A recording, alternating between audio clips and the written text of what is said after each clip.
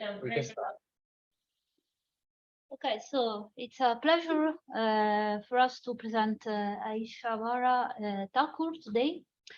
Aish is has took was graduated in Pune, India, at the Ferguson College in India in physics. Then he continued to study at the University of Glasgow in Scotland on a theoretical thesis on stellar prominence. He was also member of the National Astrophysical National Center for Radio Center of India, Pune, and he worked on solar observation related with the Murchison Wide Field Array. And now he's doing his PhD at the INAF IAPS with Luigi Piro on the broadband observations of high energy events, including gamma bursts and gravitational waves. And today he will show us the follow-up campaign of this very interesting gravitational wave event associated to a neutron star black hole. Thank you. Thank you, Julia. So yes, I'm Aish, and I will briefly be touching upon my work for the optical and near-infrared counterparts of compact binary mergers, and how this ties into this very interesting merger GW190814 that we observed during the third observation run of LIGO-Virgo detector. So to begin with, I would like to, excuse me. So to begin with, I believe this guy is very famous, 170817, the event. So this was the first gravitational wave signal we detected coming from a binary neutron star system. And since it's a binary neutron star system, we also detected electromagnetic counterparts of this particular merger. In particular, we detected a gamma ray burst, a short gamma ray burst, and a kilonova that was associated with this guy. On the right-hand side is the sky map that was published by the LIGO-Virgo collaboration for this particular event. In green, you have the LIGO-Virgo contours, the localization you derive from the GW information, and superimposed as well as the high energy satellite localization for this particular guy. But where the electromagnetic counterparts really come into the picture is the localization. In this case, if you see these two inset panels over here, you can see very clearly that a transient is detected next to this particular galaxy at about 10 hours post-merger in comparison to this image taken about 20 days before this event happened. And this is why these guys are very important. Electromagnetic counterparts are important in the sense that you can drastically improve the localization of a GW signal from something that looks like this to something that looks like this. Now, this event was extensively followed up by the community across the entire electromagnetic spectrum, and we had counterparts detected in wavelengths from all the way from X-ray to radio. So how does this entire thing work? Well, in the case of compact binary mergers, you expect to see a counterpart when you have at least one neutron star in the merging binary. That gives you two possibilities, a binary neutron star merger or a neutron star black hole merger. Now, in the case of a binary neutron star merger, you always expect to see a counterpart. Since there's two neutron stars, you expect there to be some tidal interaction before the two objects collide, and that results in some mass remaining outside the final object in most cases. Whereas for the neutron star black hole mergers, if the neutron star is merging directly with the black hole without any disruption whatsoever, it's just going to disappear. It's a dark event. You don't see anything. There are certain I would say binary properties that support a scenario where there is some remnant mass outside the final object, and in that case, then you would expect to see an electromagnetic counterpart. On the right here is a simple scheme of the emission mechanisms that operate from the final object.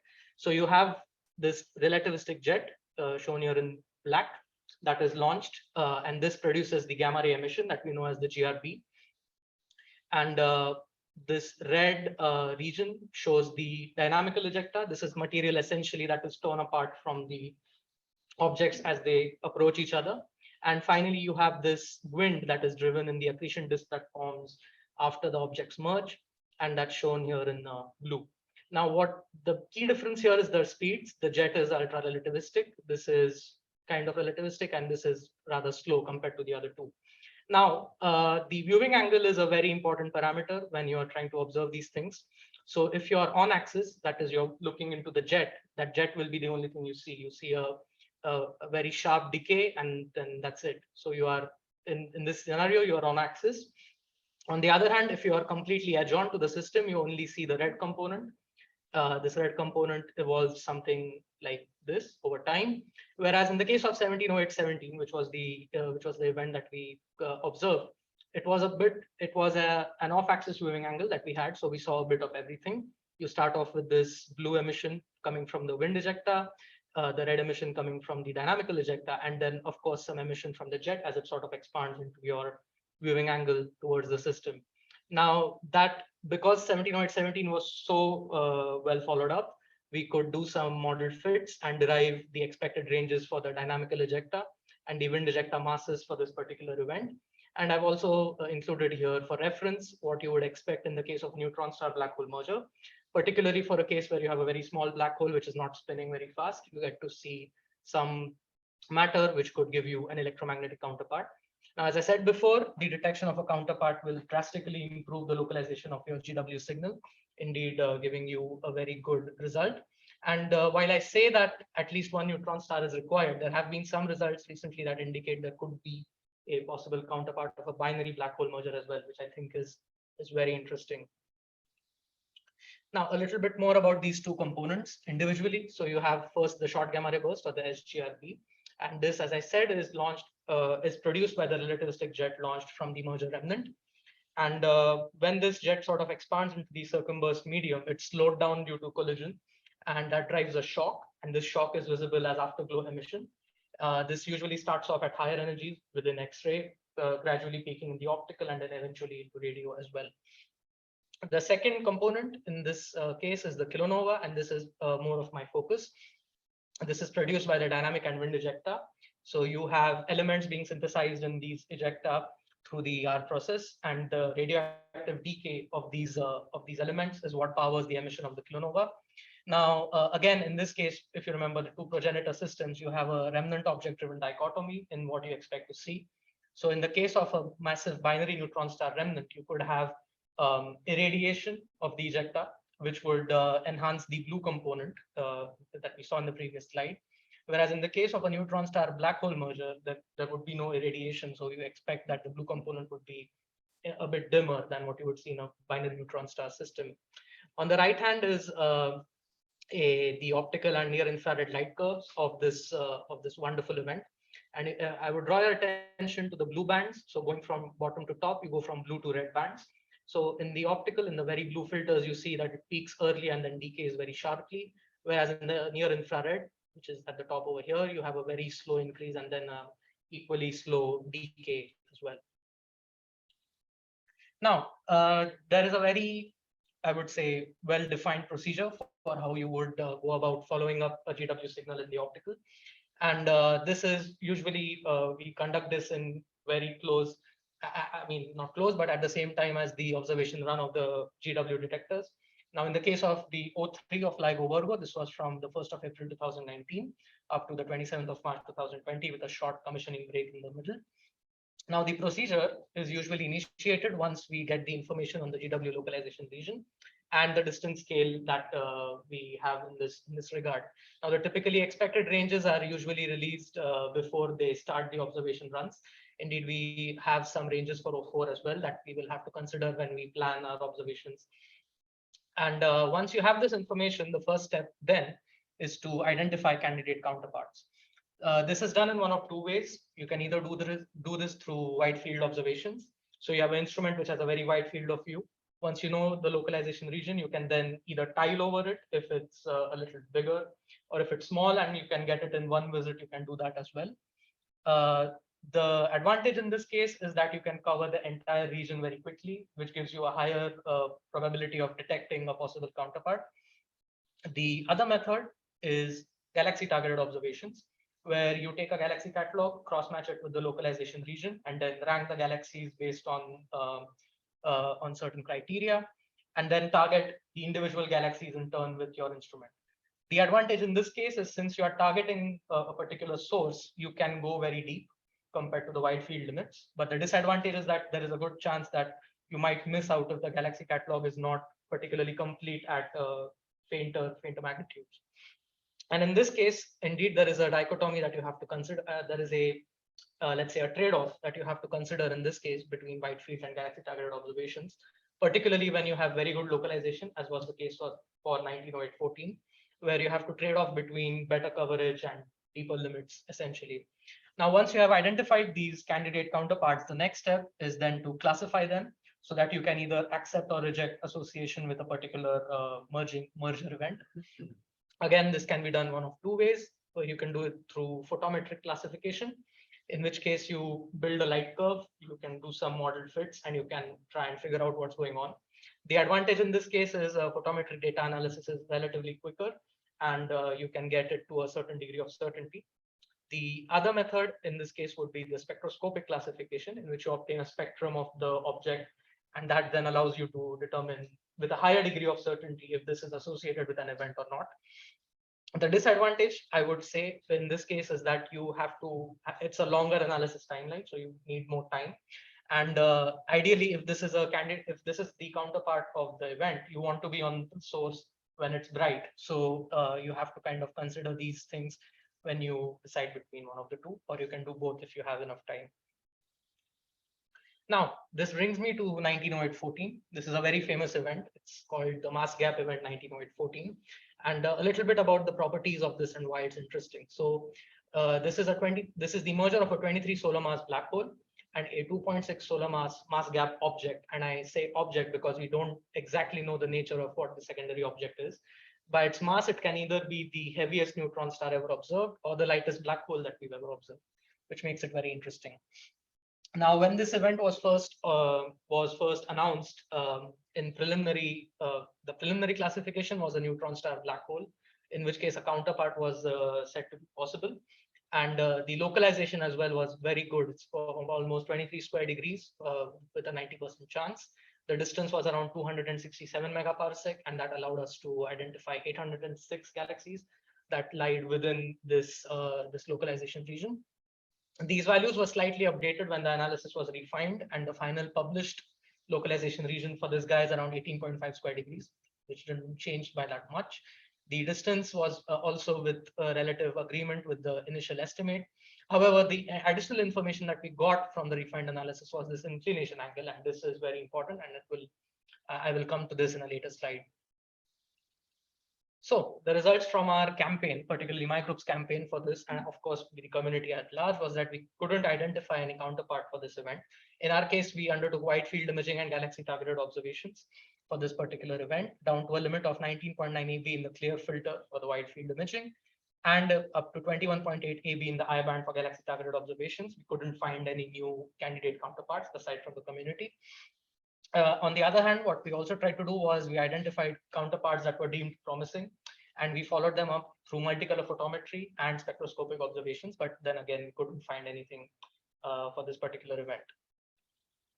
So this is the sky map of the localization region for this particular event. This is the initial estimate that we were assigned when this event was announced, and this is what our analysis is based on. And I show this because in the next slide, I've superimposed now the final localization region. As you see, it hasn't changed by much. It's shown here by the dotted contours. And on top of that, I have the field of view of our wide field instrument that we used, the DOTI, the deca-degree optical transients imager, shown in this image over here. So we undertook wide field imaging using this instrument for the localization region. On the right-hand side is a zoom in of the same sky map, but now focusing on the localization region. And I have marked on this the targets that were followed up by targeted observations, color-coded according to the facility and the type of observations that we did. So in orange are the galaxies that we targeted within the localization region using this instrument over here, the Lowell Discovery Telescope. In blue are the candidate counterparts that we targeted for multicolor photometry using this instrument in the image over here.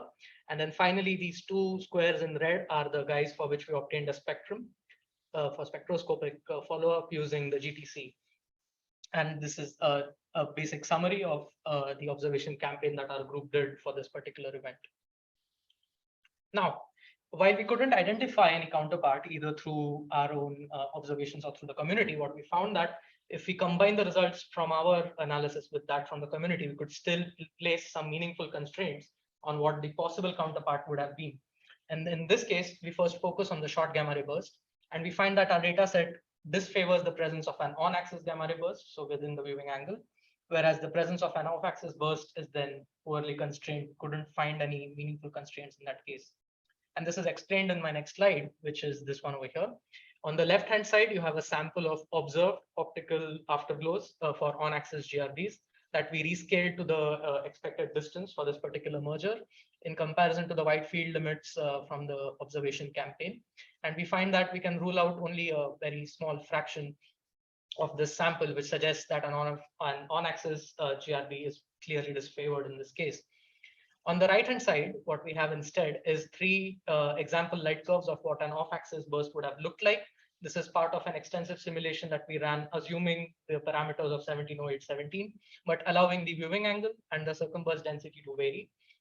And this is plotted in the inset as a function of the viewing angle. If you can see that only up to maybe 10, roughly 12 degrees, you have any meaningful constraints on the density from the modeling. Indeed, for the case of 170817, which was around 25 degrees, there are no constraints possible. And what I've also shown here is the lower limit on the inclination for 19814, which, if you may remember, was around 45 degrees as derived from the GW data. And in that case, there are no constraints possible at all on the density, from which we draw the conclusion that we cannot really constrain the presence of an off-axis burst in this case. Next, we come to the kilonova. And in this case, we found that the optical and near infrared limits could rule out a very massive ejecta, which is also quite fast moving. In the particular case of the wind ejecta, we found that it has a very strong constraint on the wind ejecta mass, which is around 0.1 m solar. And in the case of the dynamical ejecta, we found that we could rule out the faster moving ejecta around a velocity of 0.3 c. And this again, I show through this slide over here. So on the left, we have absolute I-band light curves of the various kilonova. The various light curves represent various parameter combinations. The parameters that are gray have wind ejecta, the light curves which are gray have wind ejecta masses lower than 0.1 m solar, whereas those that are consistent with our upper limits, which are brighter than our upper limits, are colored red. There are some which are yellow, so the ones which are yellow are also have the wind ejecta mass greater than 0.1 m solar, but which are not brighter than any of our upper limits, and in that case we cannot rule out their presence. But as you can see, most of the light curves being red, we can place a very compelling constraint of 0.1 m solar on the wind ejecta mass. Now on the right hand side, we have the K-band absolute magnitude light curve for this particular burst, and you will see that the limit at around 2 days allows us to put a very strong constraint on the velocity. So the curves are colored according to the velocity, and all the fast moving light curves are clearly consistent with this limit, which allows us to then place that constraint as well, assuming that the dynamic ejecta mass is again around 0.1 m solar. And then finally, we found that most of the classifications that came about for the identified candidate counterparts in this case came from very powerful telescopes, very large telescopes, around 8 to 10 meter class facilities at the distance scale which was in play here, which is around 200 megaparsec. So this is again, I'll show this through this image over here. So what I do here is I simply plot the discovery magnitudes of the various candidates that were identified by the community as a function of the time. I also show the median. So the blue is the median magnitude of the entire population, and the red is the median magnitude of all the candidates which have a spectroscopic classification, which, if you remember, is which has a higher degree of certainty than the photometric classification. And in this case, you'll find that indeed it seems that the spectroscopic follow-up was favored for candidates which were inherently brighter than the overall population.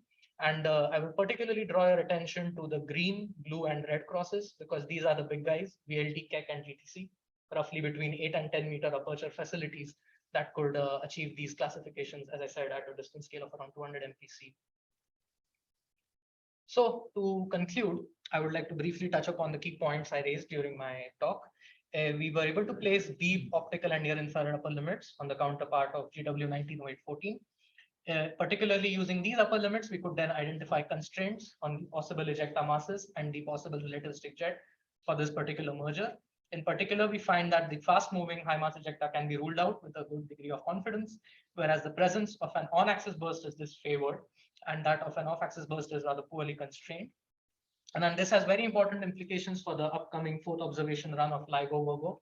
And then you'll notice the addition of the K here, which is Kagra, which is the upcoming GW detector in Japan. And the advantage of having Kagra in the global network is that we are able to localize the signal much better than before, where the detectors were only restricted to the Western hemisphere. And in this case, we expect there to be at least multiple events where the localization is as good as was the case for 1908-14. And in that case, we have to very critically think of this trade-off between the wide field versus galaxy targeted follow-up, because as I said, it essentially comes down to coverage versus a better limit. And then finally, we also have to be very careful with the amount of observations that we can do with the large aperture facilities, because this upcoming O4 also includes significant upgrades to all the detectors, which has increased the range to which they are sensitive to mergers. And in that case, if we are operating at distances of around 200 megaparsec, the large facilities are the ones which will play key roles in being able to identify possible counterparts. All of this should combine to help us improve the follow-up procedures that we employ in O4 of LBK. And with that, I come to the end of my talk. Thank you very much for your time, and I'm open for questions. Thanks. I think you have some of the best crafted plots I've ever seen in the last year. They are very nice pictures. We have a questions from the remote audience, please. I see Martin. Oh, thank you. Thank you for a nice talk. I have two questions, actually. One is that you mentioned that the irradiation from the binary neutron star merger from neutrinos would increase the magnitude or increase the flux or the brightness of the blue kilonova. Can you make comment in more detail about this? Sure. Yeah, and I'll tell you the second question right after.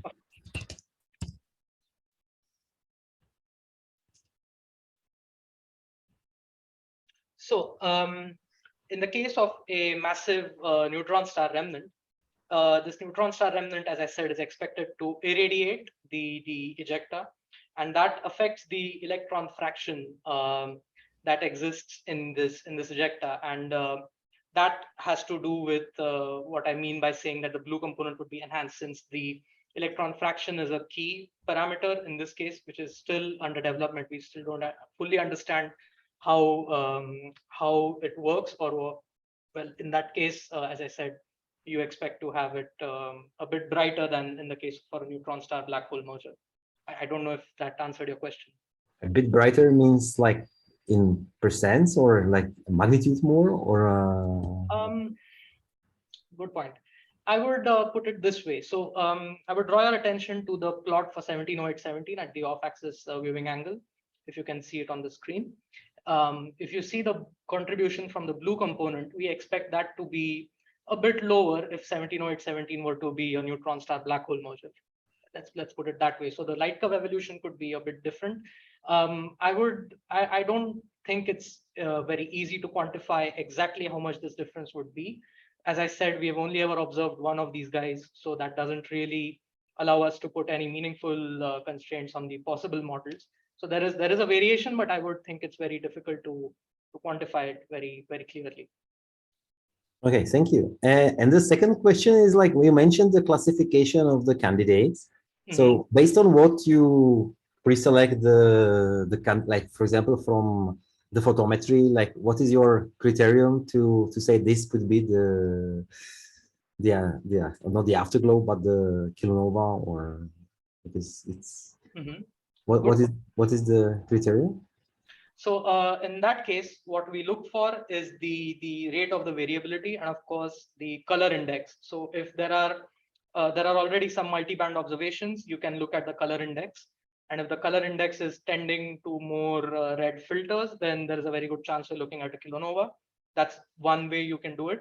The other way is if you are in the bluer bands in the optical, then you expect to see a very fast decay. And that's where you would then say that, okay, maybe this is also a very promising guy. Overall, I think at that stage, what we are looking at is the variability rates. And those are the ones which I think are the crucial factor, let's say, in deciding which ones you follow up and which ones you don't. because as I said, you expect these guys to be bright on a time scale of hours post the merger. So that's where that's another criteria that comes into the picture. So you expect variability around like in hours, and if this is the case, that's a good candidate. Or do I understand correctly? Usually around a time scale of, I would think, 12 hours is where you start to see this variability. Of course, this is in the blue bands, and the red bands, you expect the signal to be relatively stable. So yes, indeed. Thank you very much.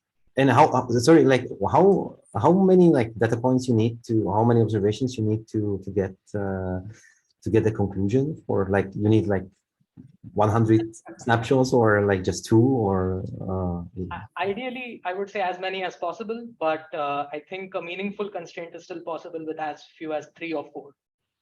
Thank you very much. Sure. I have a question about your page 13. It was the left plot with the light curve.